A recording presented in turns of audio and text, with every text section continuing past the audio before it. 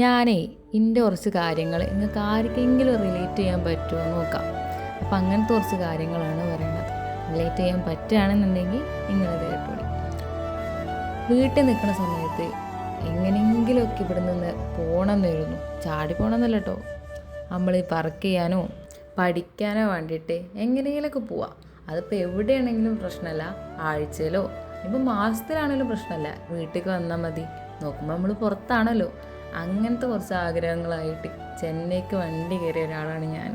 വരുമ്പോൾ എങ്ങനെയെന്ന് വെച്ചാൽ വിനീത് ശ്രീനിവാസനൊക്കെ നേരെ നോക്കിയാൽ ചെന്നൈ.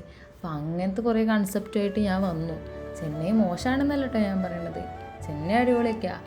പക്ഷെ നമ്മളിവിടെ PGയിൽ നിൽക്കുകയാണെന്നുണ്ടെങ്കിൽ ഫുഡ്, വെള്ളം, അങ്ങനത്തെ ഒരുപാട് കാര്യങ്ങൾ ശ്രദ്ധിക്കണം.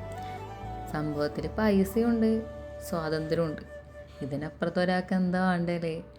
അങ്ങനെ മാത്രം വിചാരിച്ചിട്ട് കാര്യമല്ല. എനിക്ക് അമ്മേൻ്റെ അച്ഛൻ്റെ നടുവ് കിടന്ന് കൊഞ്ചണം എന്ന് പറയണ്ടല്ലോ ഇന്നസെൻ്റ് ഏട്ടൻ, അതേ അവസ്ഥയാണ്. ഇത് രണ്ടുണ്ടാകുമ്പോൾ നമുക്ക് അത് വേണം തോന്നും, അതുണ്ടാകുമ്പോൾ നമുക്ക് ഇത് വേണം തോന്നും. മനുഷ്യന്മാരാണ്, ഇക്കരെ നിൽക്കുമ്പോൾ അക്കരെ പച്ച എന്നാണല്ലോ.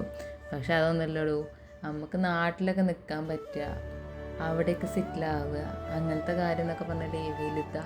എങ്ങനെയാണ് ഈ ആൾക്കാരൊക്കെ ദുബായിലും ഗൾഫിലൊക്കെ പോയി നിൽക്കുന്നത്? ഫസ്റ്റ് വീഡിയോ തന്നെ ഞാൻ ഷോക്കാക്കിയില്ലേ, ഇങ്ങനത്തെ ചെന്നൈത്ത് ഒരുപാട് കാര്യങ്ങൾ. ഇതിപ്പോൾ ഞാൻ പറഞ്ഞത് എൻ്റെ ഒരു ശോകക്കഥയാണെങ്കിൽ കൂടി നല്ലതാണ്.